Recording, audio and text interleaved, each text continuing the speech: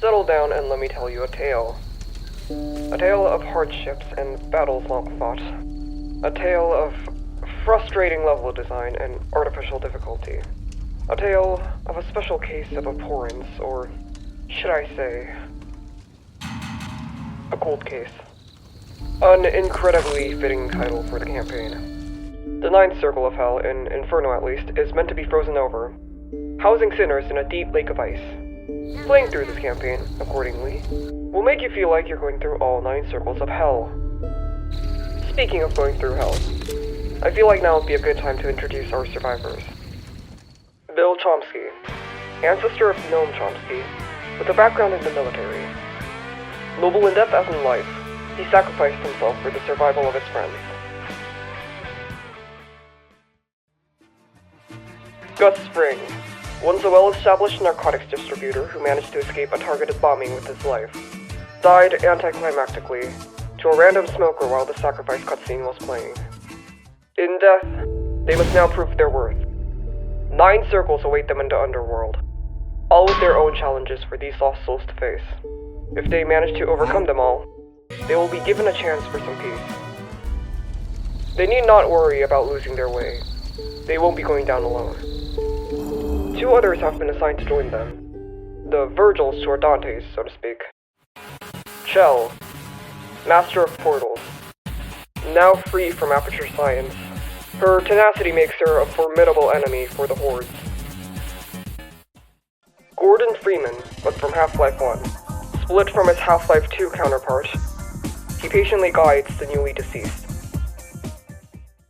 These are our survivors. Now for their story. The campaign begins with, well, a story. Some exposition, if you will. I'm like a god in human clothing! Narrated by an unseen narrator with the mic quality of a mid-gaming YouTuber circa 2015. You want the truth? Truth. Now that's something you don't hear every day. For 2 minutes, this individual speaks of the societal ramifications of the green flu. Probably set to images of what I assume are real human corpses because, of course it is. This is where an incredibly glaring issue with the campaign comes to light. One I haven't seen that many people talking about, surprisingly enough. That being the lack of subtitles. This is not the only time an unseen voice is featured in the campaign, with these being predominantly used to progress the story. However, the less than ideal audio quality of all of these narrators makes this campaign very hard to follow. Addendum. Upon doing some extra research, I found out that dev did address the quality of the audio. In my humble opinion, he should have listened to those 15-year-old kids on ModTV. Now, I should note that this campaign was first released back in 2009, back when subtitles and source mods weren't exactly the norm. Even well-received mods such as the Citizen for Half-Life 2.2 had this issue, and it worked to the mod's detriment, at least for me. It might just be a skill issue on my end, but I tend to process information over text a lot easier than over audio. So there being no subtitles whatsoever for the paragraphs upon paragraphs of text these characters belt out, made this entire campaign a lot less enjoyable than it already would have been. Of course, if you've played any of the Left 4 Dead games at all, you might be thinking, why even have a cutscene here? This completely goes against how Left 4 Dead presents its narrative. The answer is simple. We have no clue either. Whatever the case, it exists and it's skippable at the very least. Something I unfortunately cannot say for any of the other cutscenes the developers decided to throw at you. We cut to our survivors on a plane. The beginning of the descent, literally, as it crashes. Another long cutscene follows this, giving credit to everyone that worked on the campaign. There are around 18 names here, not counting Valve or Akihiko Matsumoto, because I don't think he was hired specifically for the project. Making what comes next incredibly baffling in retrospect. I just have to ask, who greenlit this shit? Addendum. This cutscene becomes a lot funnier if you have add-ons for the tank and the witch. You'd better enjoy the 15 to 20 seconds of laughter you'll get from this, though, as it only goes down from here. Abandon all ye who enter. Now begins the action. Our survivors wake up in what can only be described as an isolated prison in the middle of the sea. The game decides to play yet another cutscene in order to confirm the fact. This is our first circle, Limbo, where those virtuous yet non-believing, or in this case, not willing to descend further, understandably so, spend their eternity. For now, you're safe. The infected do not spawn until you enter the elevator, so you can spend some time exploring. Grenades here! You can find 4 medkits strewn across the area, alongside weapons and throwable spawners in the main locker room before the elevator. The campaign introduces its first new gameplay mechanic here, in the form of openable lockers, as well as the brief yet pointless cutscenes that play every time you do certain tasks. Astute eyes may have already noticed that this main locker room is literally Dr. Kleiner's lab. Crate again. If I didn't know better, I'd suspect Barney of trapping and... My goodness. Gordon Freeman. Maps from other source properties being slightly edited then reused is a consistent theme in this campaign, inducing vague memories of better games that you could be playing right now. From the context of a journey through hell, it seems quite fitting. It was a horrifying sign, but sounded like a neat adventure. Unless they too wish to spend eternity in limbo, our survivors must move on. Only characters being controlled by actual players need to get on the elevator. The devs, ever merciful, decided that the bots can just climb a ladder instead. A whole horde of zombies, alongside special infected, await our survivors eagerly at the top floor. They will attempt to rush you as soon as these doors, which serve zero protection whatsoever, open. Simply take them down in order to progress. Now, regarding those medkits from earlier, you better hold on to them for dear life. This is the first test our survivors must face.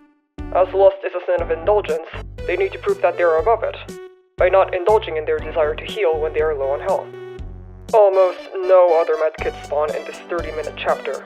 One unlucky tank or witch spawn? Sucks to be you! Medkits are not the only scarce resource. Only 2 proper guns exist throughout the chapter if you're playing like the average Left 4 Dead 2 player. An SMG and a shotgun. Deviating from this, there is a hunting rifle that you can snag later on, but we'll get to that. Oh yeah, if you're playing with bots, make sure to have fast fingers because they will steal them as soon as they get the chance. Greedy fucking bastards. I should mention that I don't count pistols in the category of proper guns since, well, when have you ever fought a tank with only pistols? I mean, if you're playing this campaign, chances are you'll definitely get to try it once or twice. Believe me when I say, it is not fun. We are playing on normal difficulty, by the way, so I cannot fathom how much of a slog it would be on the harder difficulties. Anyways, this is the second test of the circle. Refuse your urge to fight hordes, in a game about fighting hordes. Don't mind the ammo piles, you won't have any use for them for a while. Our survivors somehow make it to a room containing a radio and a walkie-talkie. Interacting with the radio will prompt it to start playing audio recorded by an unseen individual by the name of Jay. My name is Jay, and if you're listening to this, we should try it. Okay, anyway. In which he's presumably fending off against a horde of zombies with his, bare fists. I was able to hold off most of the infected with my fists. Interacting with the walkie-talkie will prompt a 2015 YouTuber from earlier to talk to you. Good. There's a new plan. First, I need you guys to get to a safe room not far from here. His name is Ryan, and that's all I know. I believe now is as good of a time as any to bring up the second method this campaign uses to help progress the story. Displaying a block of text that is meant to be dialogue spoken by our survivors. Only once you stand in a very specific place. Half the time it doesn't even show up properly. I guess this is better than bad quality exposition with no subtitles, but it's not great either. Addendum. Okay, my bad for not looking into it before writing and recording this part, but the text showing up incorrectly was due to the version of the campaign we played being a port. There was no such issue in the original Left 4 Dead 1 version of Cool Case. Just wanted to acknowledge that. By this point, another vague memory might have triggered for you. The prison our survivors are currently trapped in is not just any prison. It's Nova Prospect. Literally. Although the bouncy mattresses are new. Despite 2015 YouTubers' hard-to-follow instructions, our survivors managed to clear the path to the next circle. Climbing this ladder will take you to the surface. This was when the game began lagging for me, so I hope you don't mind the visibly teleporting zombies. Fatso squealing, shackled with survivors in their mouth. The second circle of hell. Our survivors make their way to a generator that they must get running in order to progress. Unbeknownst to them, however, this is where the first test of this circle begins. Once this generator is activated, a cutscene will play, showing you what lies in the path ahead. Again, another deviation from the gameplay formula of Left 4 Dead, and quite pointless in my opinion. Had it simply been pointless, though, I doubt I would have brought it up here. I don't know who thought this would be a good idea, but the horde that gets spawned once the generator is activated can maul you during this cutscene. There is no way to skip it or defend yourselves, as our survivors have been ripped out of their physical forms by the campaign's design. This is their test, you see. As they have often foregone objectives in life in order to sate their appetite for blood, our survivors must now let a horde do the same to them, fitting for the sin of gluttony. But what if you don't wish to have your health almost fully depleted before you can even get to the holdout section of this chapter? There actually is a method you can use to prevent this. Multiple throwables, along with gas canisters, spawn next to the generator. Simply throw a boomer bile behind you, light the general area around it on fire, and pray to any deity you can that this works while the cutscene plays. The placement of these spawns make me think this was an intended solution by the devs, if I'm being honest. Doesn't change the fact that you can die because of an unskippable cutscene playing in the most inconvenient moment is absolute bullshit, though. I'm surprised none of the 8 playtesters brought this up. At this point, I started noticing an odd bug with the audio, leaving me unable to hear anything minus some screaming comments.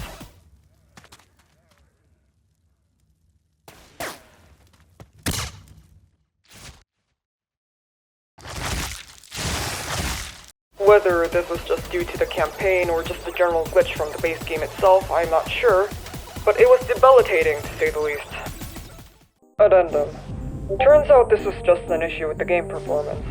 What I do find funny, however, is the fact that for the entire duration of my time playing Left 4 Dead 2, which has gone up by around 300 more hours since I started writing the script, I've only ever experienced that bug on this campaign and this campaign alone. Our survivors get separated for a moment here as the path splits. There is nothing keeping this split equal, however. One person can get sent down the right path while everyone gets sent down the left and vice versa. This is due to the slippery floor, which can send you in whatever direction it pleases, even if you're attempting to go a specific direction. It can also get you stuck under pipes. We unfortunately learned of these the hard way.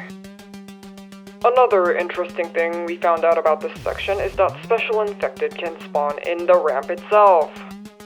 As fate would have it, we learned of this fun fact while learning about the unequal split, by the way. If you're unlucky enough to get isolated during this part, you'd better pray your ass off that a jockey or a hunter doesn't pay you a little visit. Continuing the test from earlier, this final holdout area has no ammo whatsoever. Okay, minor correction, there is one ammo pile, but it's located directly in front of the safe room. You know, the exact area you're not currently able to access.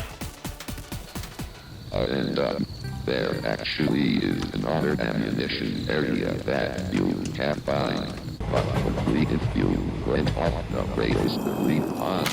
You see, back then we were at that first courtyard with, you know, the cutscene that locks you in place as the infected being the living soul out of you.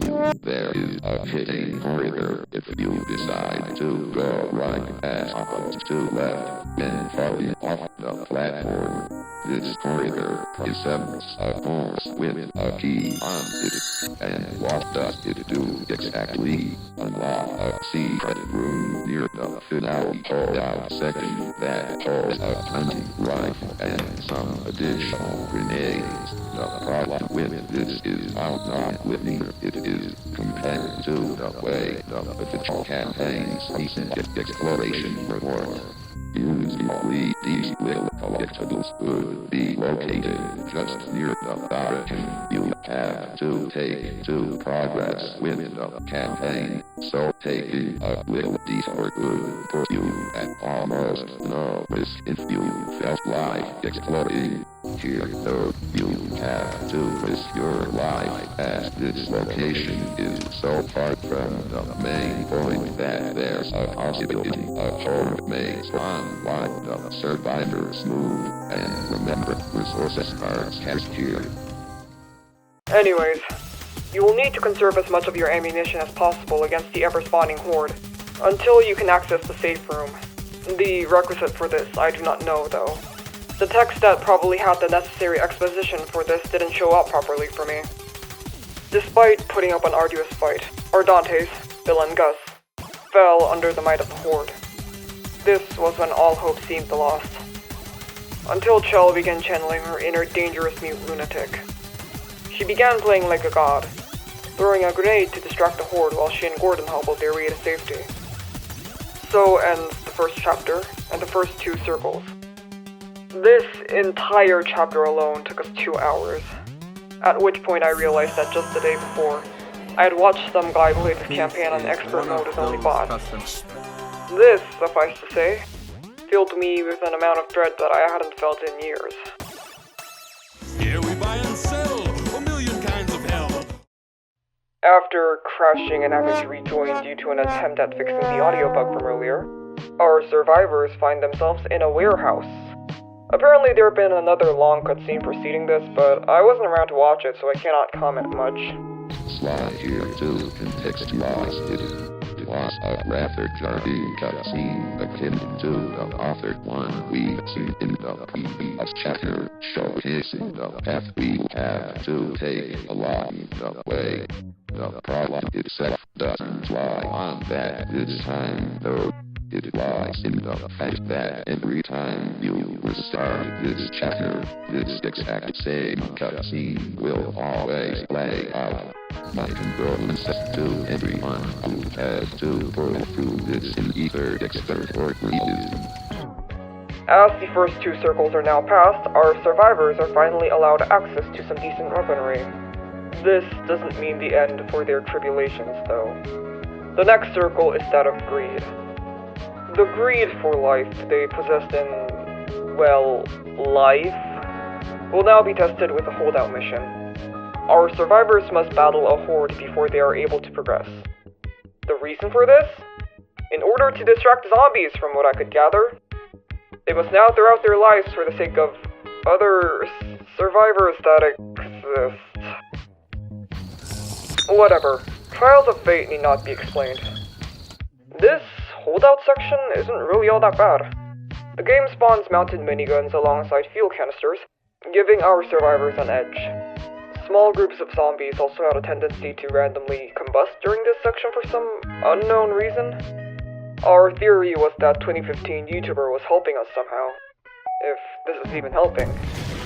I should note that the alarm that plays during this section is incredibly grating on the ears.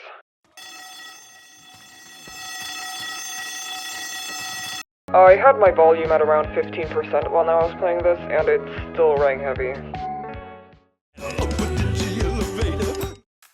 The Circle of Wrath is kicked off by another indecipherable call from 2015 YouTuber. You guys gotta be careful. I have no idea what the hell went on. I'm guessing it was abandoned for a reason. Our survivors arrive at a large hospital overtaken by vegetation, which begins the next test. This one is simple. Don't give in to your wrath while facing the increasingly labyrinthine level geometry. Hordes will consistently spawn during your attempts to advance, keeping with the theme of the circle. In order to progress, our survivors must locate and turn on two electrical boxes to power an elevator in the lobby.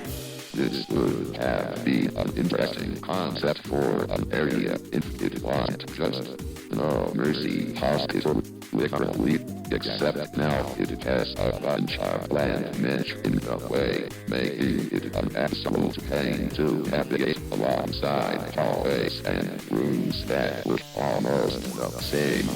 Anyways, after pulling through everything, we managed to get on the electrical boxes and return to the lobby to activate the elevator.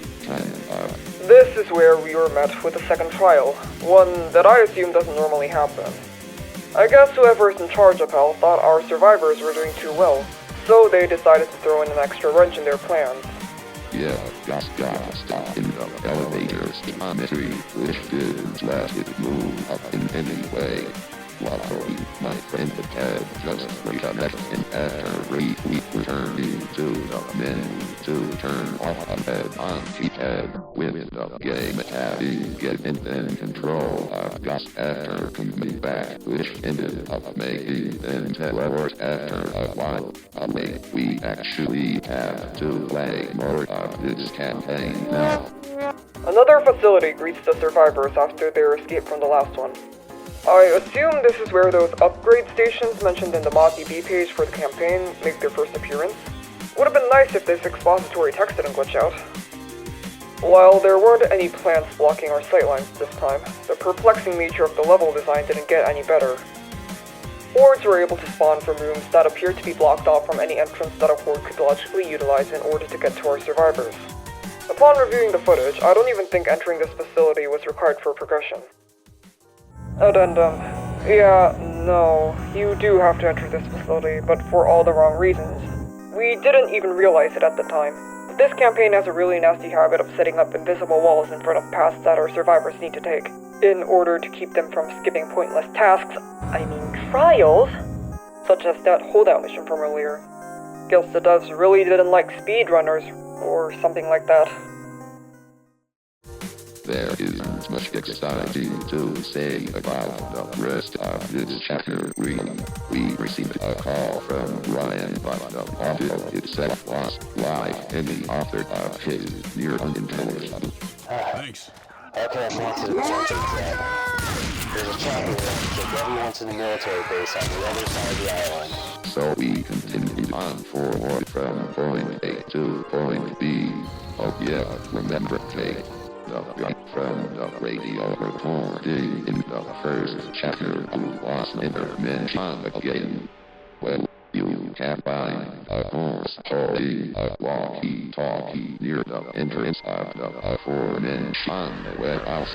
Upon interacting with it will play a recording in which both Jake and his named companion get ambushed by a CT tank while making their way to a nearby safe house. You shouldn't go alone. What's the worst that could happen? Oh! Tank! Damn it, Jake. Anyways, this was a breath of fresh air as most would distract, but fear not, the absolute worst is about to come, so resist those pieces.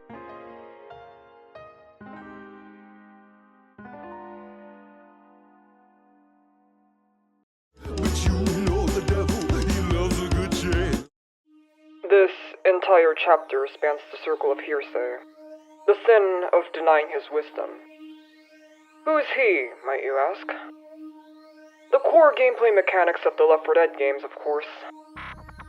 Our survivors in life have committed the sin of referring to Left 4 Dead 2's gameplay as heavily overloading on the senses. At least I did on my first playthrough. Whatever, it's a sin, so we must pass another trial.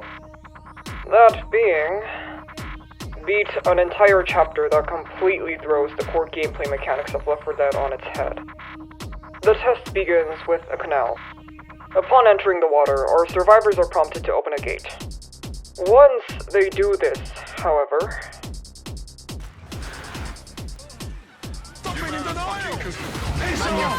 2 tanks will spawn along with a mini horde.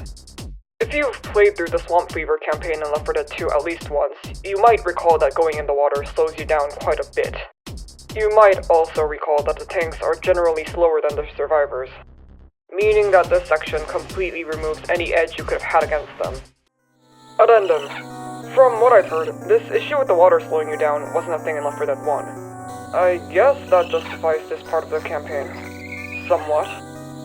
Although the fact that it still completely negates the use of Molotovs is quite annoying.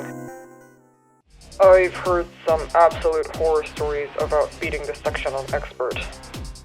Fortunately, the encounter ended a lot faster than I had been expecting. Our difficulty setting probably helped quite a bit. After that grisly event, our survivors find themselves in a basement. Not just any basement, as you might have already guessed. Who dares enter my domain? This is the lair of the devil himself. At least I assume he is. And he's ready to play a game. Yeah, almost 90% of this entire chapter is a puzzle section. Satan's role here is to clue you in on the deep lore of this campaign, as well as give the players extra hints on how to progress. This is where the lack of subtitles mentioned earlier turns into a much more serious detriment to the sanity of the players. Satan has the most crunchy audio quality of all time, made worse by the fact that his voice has been artificially deepened. Do you really believe there's a salvation for you past my walls? It is I who determines who lives and dies. Perhaps you should join my family. I could use a person with your talents. It was almost impossible for us to follow what he was saying. Even Brian was more intelligible than this. Escaping the basement and receiving a warm welcome from yet another tank led us to Satan's mansion. This is where a witch, who was apparently one of Satan's sisters, decided to block our path. We had no other choice but to take it out. Remarkably, this witch decided to just run off into the distance, instead of rushing whoever took the first shot and killing them instantly. While I initially believed this to be a stroke of good luck, it wasn't. It turned out the witch was still aggroed. It just decided to go around the map to a locked door for some reason. As we were unable to access it and vice versa, that witch played its theme song for the entire duration of the gameplay before we actually found out how to unlock the door in question. For me, that theme song played alongside a part of Saul Goodman's Lightning Bolts rant, so for around half an hour, this soundbite was blasting in both my ears.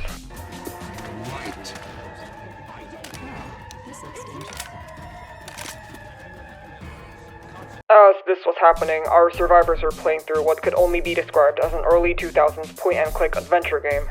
Infuriatingly obtuse puzzle mechanics and all.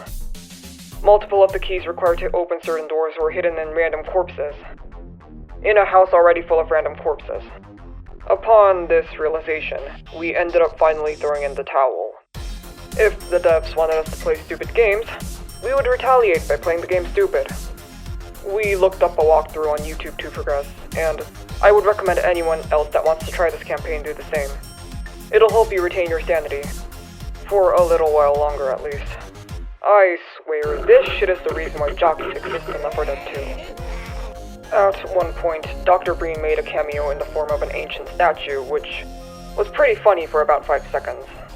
Slide here again, midway through Satan's house. I just so happened to trigger a trap after passing through an unknown door, which separated me from the other survivors entirely until it was over.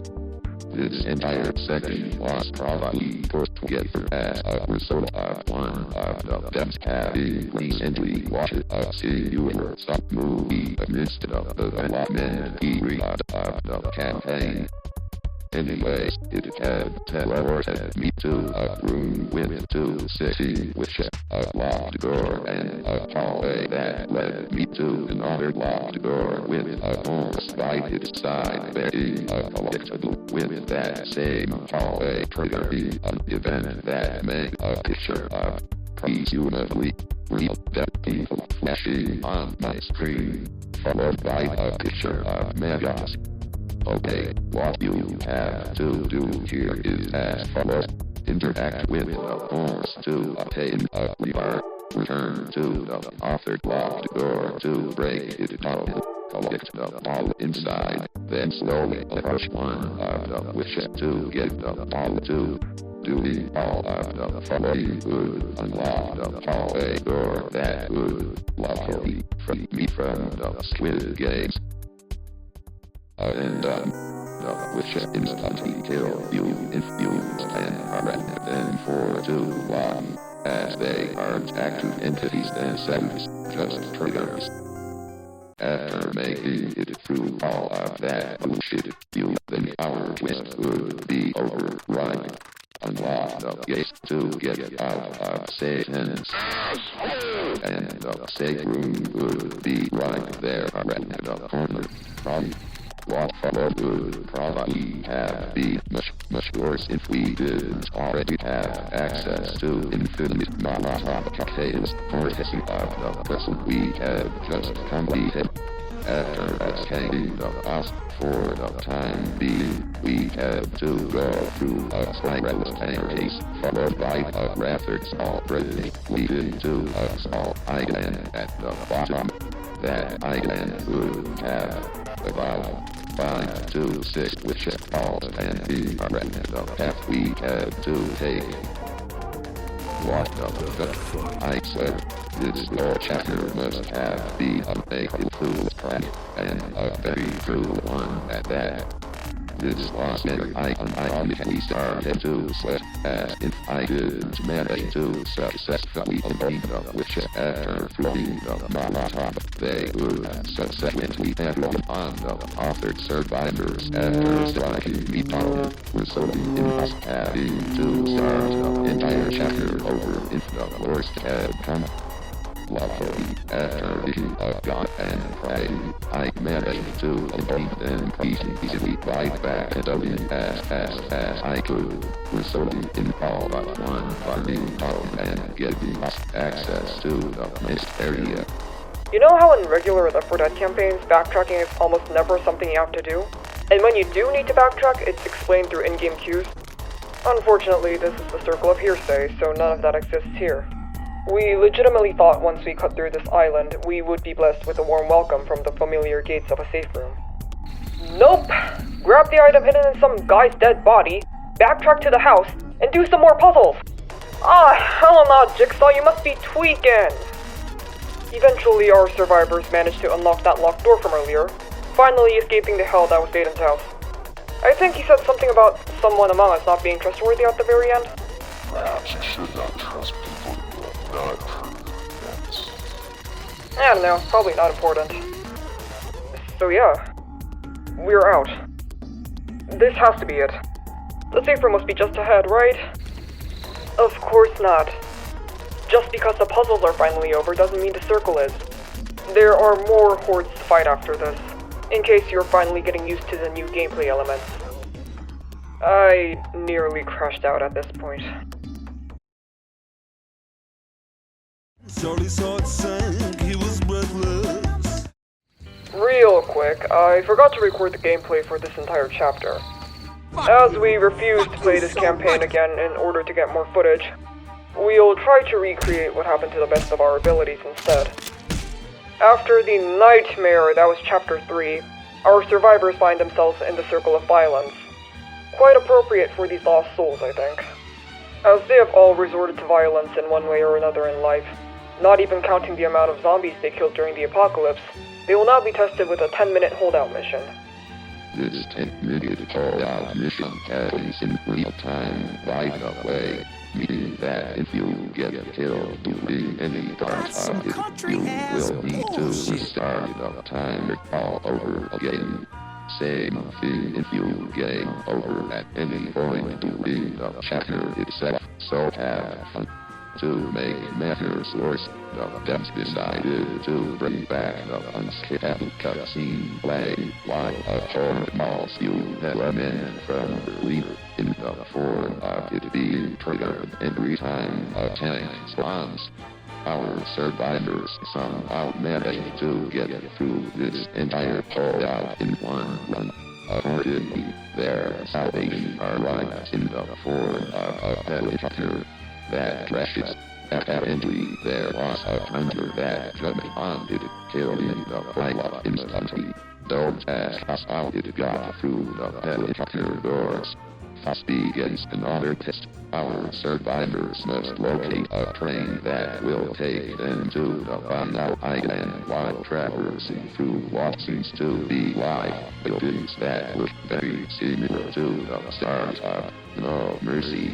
Yeah, these buildings use the same exact model that the starting apartment of No Mercy uses. Shit happens, we fight more hordes until we get on the train, which is the safe room for this chapter. I honestly don't remember how the rest of Chapter 4 played out. It wasn't infuriating at the very least. I feel like this section is where we got the most enjoyment out of this entire campaign. Had it not directly followed that 10-minute holdout and the absolute travesty that was the chapter preceding it, I probably would have liked it a lot more. Excuse me, sir. There must be someone you've confused me for. Our survivors finally arrive at the island, only to find out they were too late. Every single evacuee has been turned or killed by those who turned. There was no safety on that island, despite all that they were promised. The only thing left to greet them now are the infected. This circle tests their faith. Will our survivors fall victim to despair upon the realization that they've been defrauded? That everything they've apparently been working towards for the past 4 chapters were all for nothing? Or will they continue onwards to whatever ending this campaign has in store for them? Of course they won't. They've made it this far. They can't give up now. It's time to lock the fuck in. There are a lot of buildings and other locations to explore in the area, which just led to us getting lost. After looking through the walkthrough again, we found out that the path to progress was in some random hidden area behind the military vehicles. Fate took us to a facility deep underground where we were tasked with powering on an elevator. We'd have to activate these generators in order to do this. Thankfully, the guy that I watched play the Sun Expert with bots the day before had featured the switch's location in his video. This section probably would have taken us a lot longer had he not done this. Even with the added knowledge, we got lost at least once, and I gotta thank him for cluing us in. Addendum. Don't ask us how the other lights are on if there's no power. As one could expect by this point, getting the generators powered on wasn't as simple as just throwing the switch. Now, go find the janitor's key that's also hidden somewhere down here first. Just another drop in the bucket of trials our survivors must stick through at this point. The key was hidden in a random locker. You might remember that this campaign included openable lockers as a new feature. If you didn't, that's also understandable, as this mechanic was used only twice in our entire 4-hour and 35-minute playthrough. Maybe it was because we weren't exploring properly? Who knows?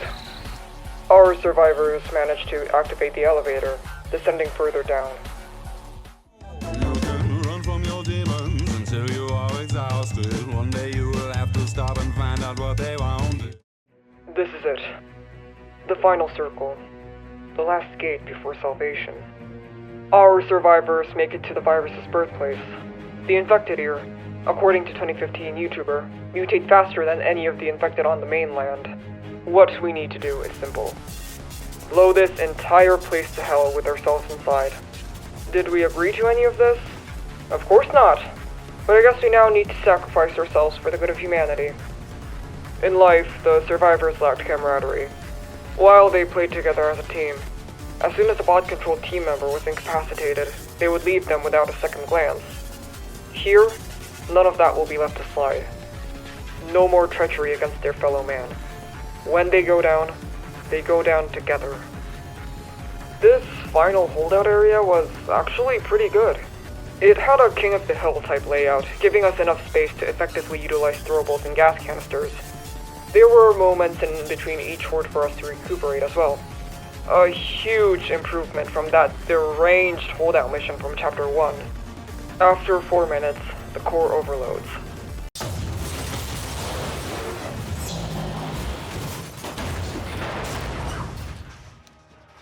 The infected are wiped out. Our survivors are finally free. But the campaign doesn't end here. We get one last call from Ryan, although it isn't addressed to us.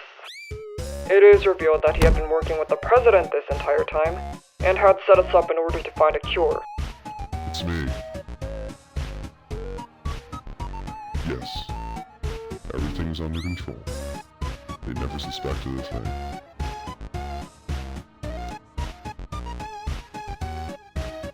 Don't worry about a thing. I have the cure. What a cure for the green flu has to do with our survivors getting blown up, I have no idea. Commence fine boom sound effect. No, thank you, Mr. President.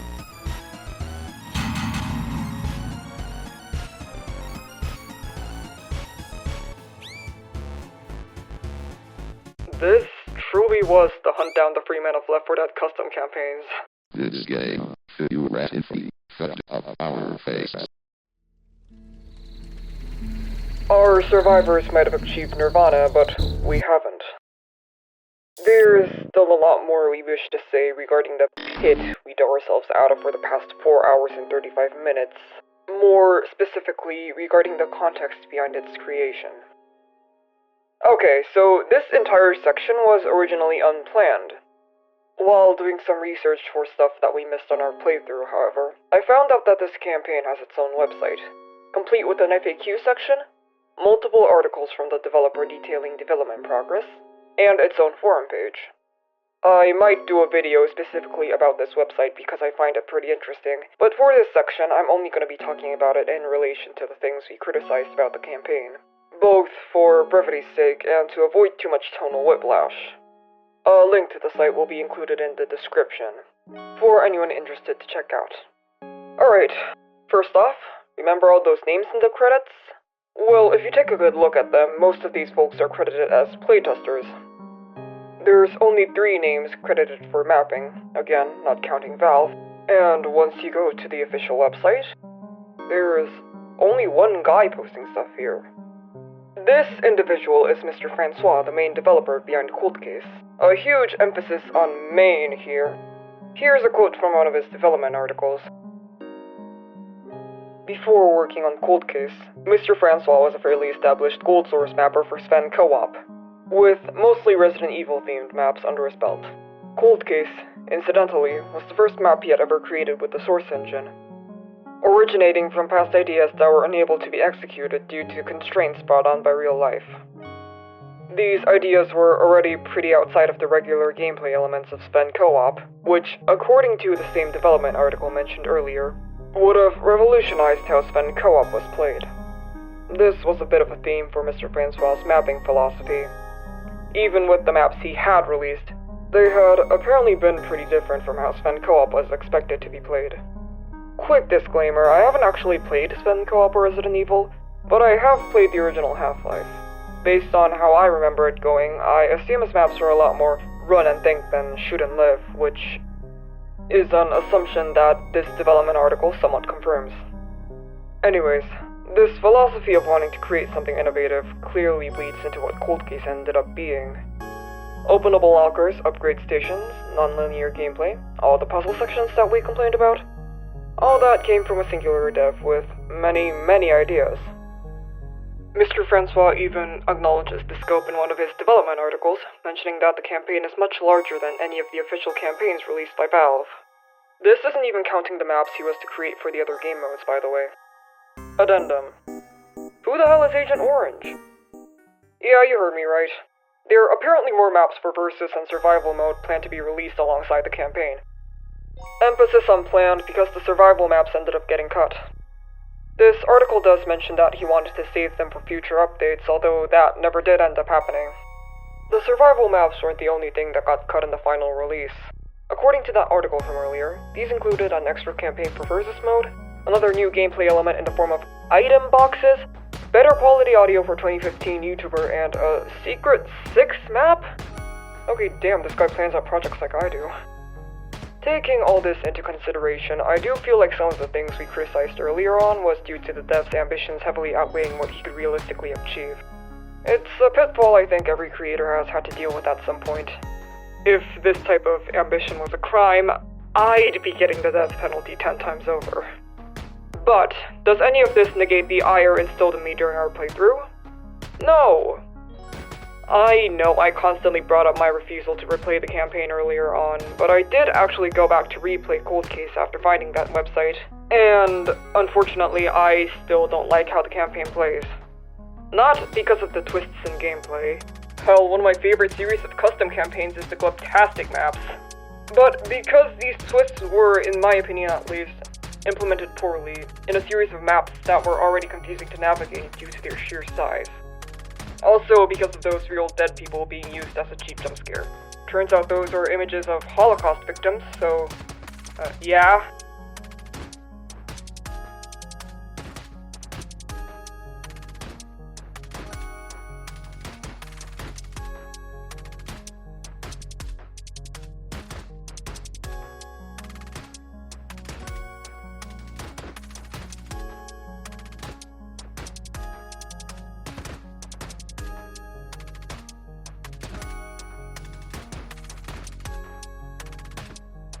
So yeah, Cold Case, tons of ideas, tons of effort, and abysmal execution. Although there is a silver lining to this. That being the campaign actually got Mr. Francois a scholarship. Just a fun fact to end the video off, I guess. Again, I do recommend checking out the official Cold Case website because I did leave a bunch of stuff out here. It'll be in the description along with some other resources. If you want to see a serious video about it, just let me know in the comments and I might make one. Peace.